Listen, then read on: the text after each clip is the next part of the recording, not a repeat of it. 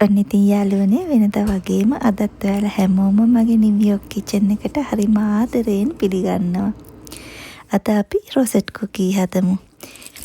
මේවා ටිකක් අපේ රටේ ජනප්‍රිය නැති වුණාට විශේෂයෙන්ම නත්තල් කාලෙට ඒ වගේම විවිධ උත්සව අවස්ථාවලට හදන ගොඩක් රටවල ජනප්‍රිය රසවත් කෑමක් තමයි මේ රොසට් කුකී කියන්නේ.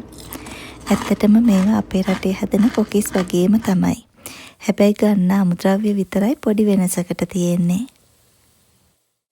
එහෙනම් අපි බලමු කොහොමද මේ ගොඩක් රසවත් ක්‍රිස්පි රොසට් කුකීස් ටිකක් හදාගන්නේ කියලා. හදන්න හරිම ලේසියි. අපිට අවශ්‍ය වෙන්නේ පාන් පිටි ටිකක්, කිරි ටිකක්, බිත්තරයක්, බදින්න තෙල් ටිකක්. අද මම පාන් පිටි කෝප්ප දෙකකින් තමයි හදන්නේ. පාන් පිටි කෝප්ප දෙකකට කිරි කෝප්ප දෙකක් දාගන්නවා. මම දාගන්නේ ෆ්‍රෙෂ් මිල්ක්. ඔයාලට කිරි පිටි වලින් හදාගත්ත කිරි දාගන්නත් පුළුවන්. එහෙම නැත්නම් ඔයාලට පොල් කිරි උනත් දාගන්න පුළුවන්. තව මම මේකට දාගත්ත බිත්තරයක්, ලුණු තේ හැඳි දෙකක්, ඒ වගේම සීනි මේස හැඳි දෙකකුත්. දැන් අපිට තියෙන්නේ මේ ටික ඔක්කොම හොඳට මික්ස් කරගන්න. ඉතින් ඔයාලට මේ ටික අතින් හොඳට මික්ස් කරගන්නත් පුළුවන්. මම ඉතින් ලේසියෙන්ම මේ වැඩේ කරගන්න හින්දා මේ හෑන්ඩ් බ්ලෙන්ඩ් එක පාවිච්චි කරනවා.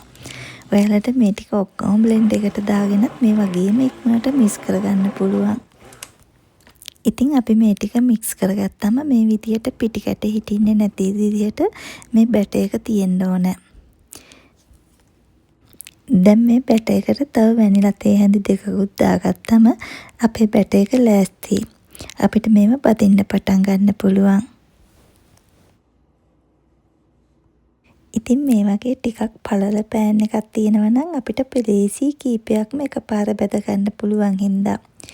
අනික අපි තෙල් ටිකක් වැඩිපුර දාගන්න ඕනේ. මේ විදිහට අපේ අච්චුව තෙල් වලින් කවර් වෙන විදිහට. අපි තෙල් ටික රත් වෙන්න දාගත්තම අච්චුව තෙල් එකට දාලා තියාගන්න ඕනේ රත් වෙන්න. ඉතින් අපි කොකිස් හදනවා වගේම තමයි. අච්චුව බැටර් එකට දාගනිද්දී අච්චුව සම්පූර්ණයෙන්ම බැටර් එකේ ගිල්ලව ගන්නෙ නෑ. අච්චුවේ උඩ ගෑවෙන්නේ නැති විදිහට බැටර් එකේ ගිල්වගෙන රත් වුණු තෙල් එකට දාලා බැද ගන්න ඕනේ. සමහර වෙලාවට අපි ඉස්සෙල්ලාම හදන ඒවා මේ විදිහට එකපාරටම නිකම්ම ගැලවෙන්නේ නැති වෙන්න පුළුවන්. ඒ වෙලාවට මේ විදිහට දිග ටූත් පික් එකකින් හරි ඉරටුවකින් හරි ඇනලා පොඩ්ඩක් අච්චුවෙන් ගලව ගන්න ඕන වෙනවා.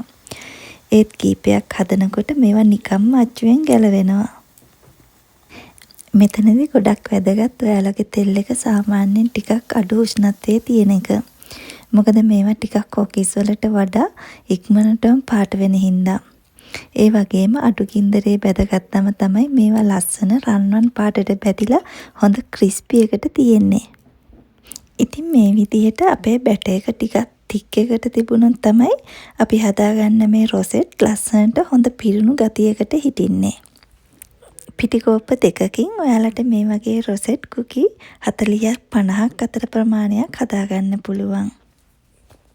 මේ ටික බෙදගත්තට පස්සේ අපි මේවයේ උඩින් සීනි හරි අයිසිං සුගර් හරි දවට ගන්නවා. මම අද මේවයේ දවට ගන්නේ කුරුදු කුඩුත් එක්ක අයිසිං සුගර්. ඉතින් මේවයේ කුරුදු කෑලි කීපයක් මේ අයිසිං සුගර් එක්ක බ්ලෙන්ඩර් එකට දාගෙන මම කුඩු කරගෙන මේ රොසට් කුකී වල මේ විදියට දවට ගන්නවා. මේ රොසට් කුකීසුත් කොකිස් වගේම ගොඩක් රසවත් කෑමක්. කොකිස් වලට වඩා ලේසියෙන් හදාගන්න පුළුවන්.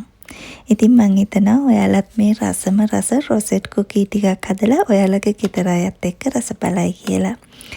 ඒ වගේම ඔයාලා හිතනවා නම් මේ මගේ වීඩියෝ එක ඔයාලට ප්‍රයෝජනවත් වීඩියෝ එකක් කියලා ඔයාලට පුළුවන් ලයික් කරන්න, කමෙන්ට් කරන්න. ඒ වගේම මගේ මේ channel එක subscribe කරන්නත් අමතක කරන්න එපා.